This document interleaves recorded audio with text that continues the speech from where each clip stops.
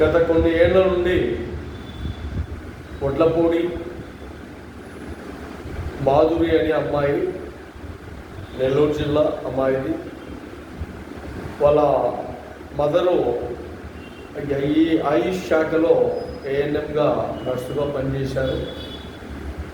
ఆమె రిటైర్మెంట్ అయిన తర్వాత కొద్ది రోజులు ఆమెకు పెన్షన్ రావడం కూడా జరిగింది. తదుపరి పెన్షన్ వాళ్ళ కూతురు ఉంది, ఒకే ఒక కూతురు, బిడ్డలు కొడుకులు ఎవరు లేరు ఆమెకు. ఈ కూతురుకి ఆ పెన్షన్ ఏర్పాటు చేయాలా వస్తుంది అని గత 5 సంవత్సరాల నుండి ఒంగోలు నెల్లూరు ఆమెను రకరకాలుగా అధికారులు తెప్పించుకుంటూ కలెక్టర్లు దగ్గరికి వెళ్ళినా కూడా కలెక్టర్లు అర్జీలు చూసి పరిశీలించి ఈమెకు ఖచ్చితంగా న్యాయం చేస్తాము, ఎంక్వైరీ చేయండి, ఎంక్వైరీ చేసినా ఒక్కొక్కసారి ఎక్కడ కూడా ఆమెకు న్యాయం చేయకుండా ఇబ్బందులు గురి చేసే విధానంలో ఇప్పుడున్న అధికారులు చేస్తారు. ఇవి కరెక్ట్ కాదు. బాగా ఆలోచన చేయండి.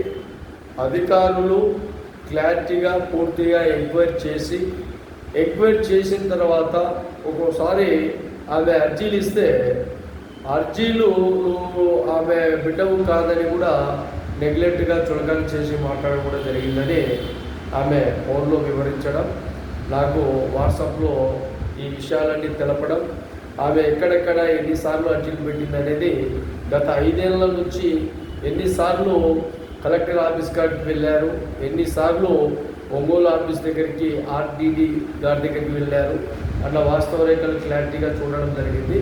కాబట్టి ఒంగోలు వారు, ఆర్డీడీ, ఆయుష్ శాఖ ఖచ్చితంగా స్పందించండి.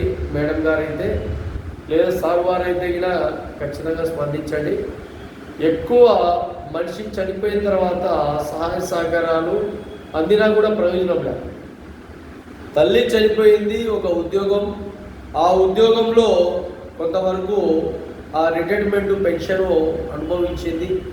ఆమె కూడా మెదడులో రకరకాలుగా ఇబ్బందులు గురయ్యి ఆమెకు ఫిట్స్ రావడము, బిడ్డకు మాధురి అనే ఆమెకు ఎన్నో విధాలుగా ఇబ్బందులు గురవుతూ ప్రభుత్వాన్ని పదే అడుగుతున్నా కూడా రెస్పాన్సిబిలిటీ లేకుండా ఇబ్బందులు గురి చేసే విధానంలోనే అధికారులు ఉన్నారని ఆమె నిన్న ఫోన్లో మాట్లాడడం కూడా జరిగింది.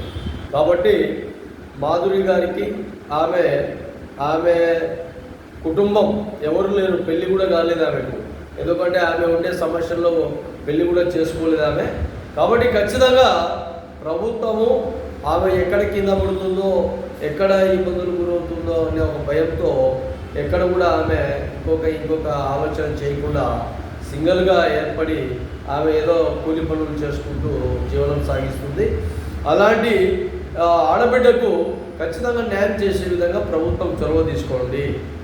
ఈ చొరవ తీసుకోలేకపోతే ఖచ్చితంగా మహాజన రాష్ట్ర సమితి క్లారిటీగా ఆ విషయంలో పూర్తిగా అక్కడ ఉండే అధికారులను నిర్బంధించే విధంగా, అక్కడ ఉండే అధికారులతో మాట్లాడే విధంగా, అక్కడ అధికారులు పూర్తిగా ఆలోచన చేసే విధంగా ప్రణాళికలు తీసుకుంటాం. ధర్నాలు కూడా వాస్తవంగా అయితే ధర్నాలు కూడా పెట్టే విధి విధానంలో ఉంటాం. ఖచ్చితంగా ఒంగోలు వారు, ఆర్డీడీ గారు ఈ విషయంలో చొరవ తీసుకోండి. ఆమెను అక్కడికి పంపిస్తాము. పంపించిన తర్వాత ఖచ్చితంగా ఆయనకు న్యాయం చేసే విధంగా ప్రణాళికలు తీసుకోండి. న్యాయం చేయకుండా మీరు ఆమెను మాటికి తిప్పి ఆమె ముందే ఆమె ఒక రోగం, ఆమెకు రకరకాలుగా ఇబ్బందులు ఉంది, సమస్యలు ఉంది. అటువంటి ఆడబిడ్డకు న్యాయం చేయకుండా ఇష్టానుసారంగా తిప్పి ఇబ్బందులు గురి చేస్తే మాత్రం ఖచ్చితంగా కూటమి ప్రభుత్వానికి, పై అధికారులకు, సీఎం గారికి, అదేవిధంగా డిప్యూటీ సీఎం గారికి, అదేవిధంగా గౌరవ లోకేష్ గారికి కూడా ఈ సమస్యను తీసుకెళ్ళి వాళ్ళకు తెలపడం కూడా జరుగుతుందని కూడా మరీ తెలియజేస్తున్నాం. కాబట్టి ఆర్టీడీ అధికారులు, ఒంగోలు వారు, ఆ జోన్ 3 వాళ్ళు ఖచ్చితంగా ఆఫీస్ కార్యాలయం ఖచ్చితంగా వీళ్ళకు ఆ మాధురి అనే అమ్మాయికి న్యాయం చేసే విధంగా చొరవ తీసుకోవాలని ఖచ్చితంగా తెలియజేస్తారు. ఎన్నిసార్లు ఫిర్యాదులు ఇచ్చినా కూడా మీరు లెక్కజమ లేకుండా ఉండాలన్నది వాస్తవం. ఈ లెక్కజమ లేకుండా ఉంటే మాత్రం ఖచ్చితంగా చట్ట ప్రకారంగా